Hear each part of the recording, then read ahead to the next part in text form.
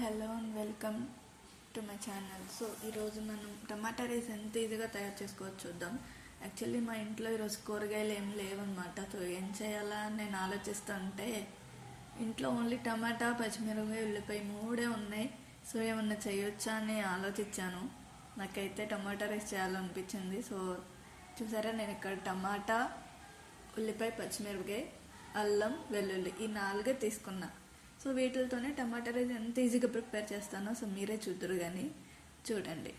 First అయితే నేను అల్లం వెల్లుల్లి ఉంది కదా, సో అదైతే చక్కగా తోలు అవన్నీ తీసేసి రోట్లో దంచుకున్నాను.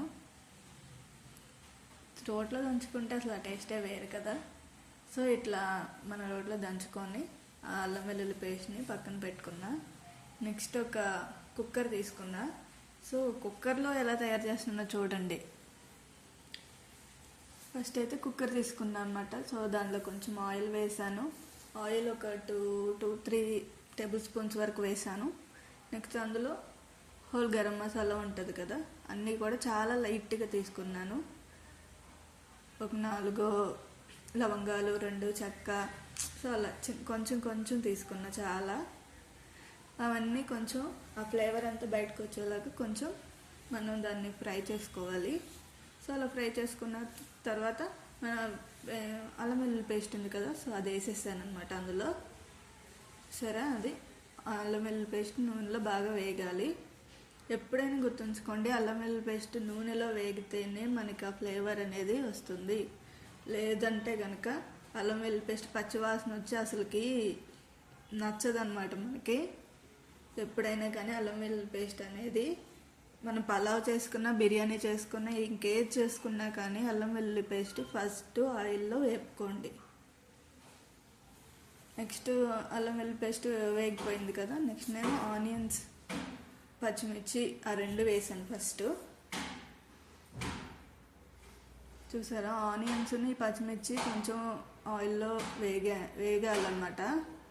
అవి వేగిన తర్వాత టమాటా వేయండి, ఎందుకంటే ముందు టమాటా వేస్తే ఇవి వేగవు. సో అందుకని ముందే ఆనియన్స్ను పచ్చిమిర్చి కొంచెం వేపుకున్నాను అనమాట.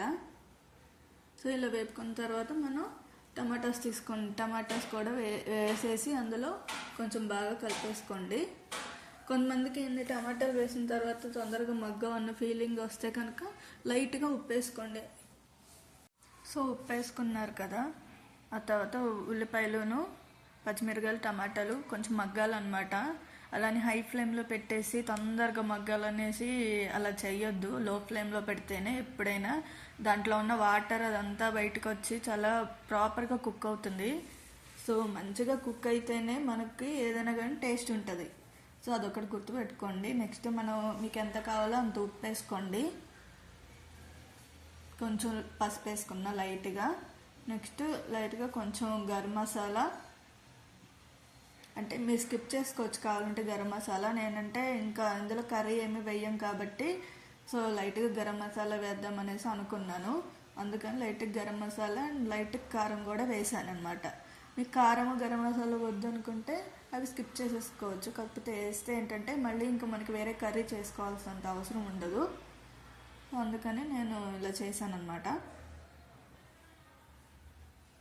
చూసారా, మనకి వాటర్ అనేది బయటకు వస్తుంది ఇప్పుడిప్పుడే. సో అలా వాటర్ అనేది కొంచెం లైట్గా బయటకు రావాలి, ప్రాపర్ కుక్ అవ్వాలంటే మనం ఏం చేయాలి, సిమ్లో పెట్టుకోవాలి.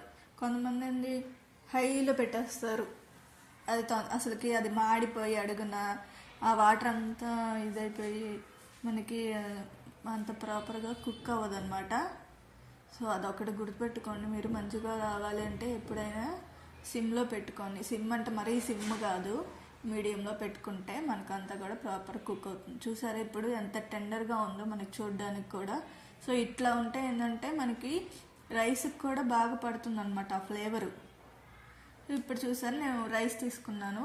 మీరు ఏ రైస్ అయినా తీసుకోండి, బాస్మతి రైస్ కానీ నార్మల్ రైస్ కానీ. నేను నార్మల్ రైస్ తీసుకున్నాను. ఇక్కడ నేను 2 గ్లాసెస్ తీసుకున్నాను రైసు. సో అది కడిగి పక్కన పెట్టుకున్నాను కాబట్టి ఆల్రెడీ. సో నేను ఇప్పుడు వేసేస్తున్నాను. ఇక్కడ నేను 2 గ్లాసెస్కి వాటర్ వచ్చేసి 4 గ్లాసెస్ తీసుకున్నా. సో మీరు ఆ క్వాంటిటీని బట్టి తీసుకోండి. ఎందుకంటే కొన్ని రకాల రైస్కి ఏంటంటే వాటర్ ఎక్కువ పడుతుంది కాబట్టి కొంచెం ఎక్కువ వాటర్ తీసుకోవాలి. రోజు వండుకునే వాళ్ళు మీకు తెలుసు కదా ఎంత వేసుకోవాలి వాటర్ అనేది. సో దాన్ని బట్టి వేసేసుకోండి. ఇక్కడ ముందు నేను వాటర్ వేయకుండా రైస్ వేసాను, ఎందుకంటే అప్పుడు కొంచెం మంచిగా ఫ్లేవర్ అంతా రైస్కి పడుతుంది. ముందే వాటర్ వేసేస్తే అంత ఇది అనిపించదు. సో అందుకని ముందు రైస్ వేసాను అనమాట. రైస్ వేసి కొంచెం దాన్ని కలుపుకున్న తర్వాత ఇప్పుడు మీరు ఎసరు పోసుకోండి. ఎసరు నేను చెప్పాను కదా ఇందాక ఎంత పోసుకోవాలి ఏంటనేది. మీకు రైస్కి ఎంత పడుతుంది అనుకుంటే అంత పోసుకోండి. కొంతమంది ఒక గ్లాస్కి 1.5 వేస్తారు వాటరు, కొంతమంది ఒక గ్లాస్కి 2 వేస్తారు. సో కొంతమంది నీళ్ళు ఎక్కువ పడతాయి కొన్ని బియ్యంకి అన్నప్పుడు 1కి 2.5 కూడా వేస్తారు. సో దాన్ని బట్టి మీరు ఎంత వేసుకోవాలనేది ఎస్టిమేట్ చేసుకొని వేసుకోండి. సో ఇప్పుడే కొంచెం ఉప్పు చెక్ చేసుకోండి మీరు, ఒకవేళ ఏమన్నా సరిపోకపోతే యాడ్ చేసుకోండి.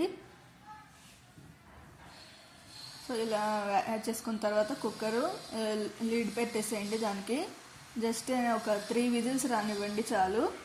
ఆ 3 విజిల్స్ వచ్చిన తర్వాత మీరు చెక్ చేసుకొని ఆ విజిల్ పోయిన తర్వాత అది టేస్ట్ చేయండి.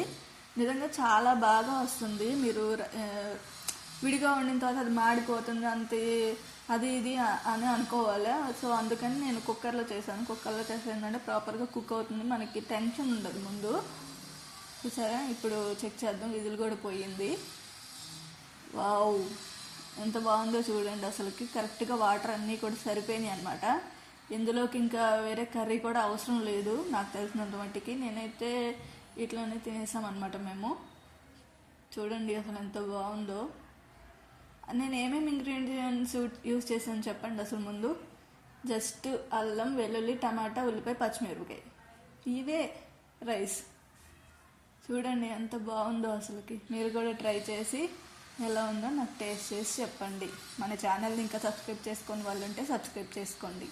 Bye, thank you.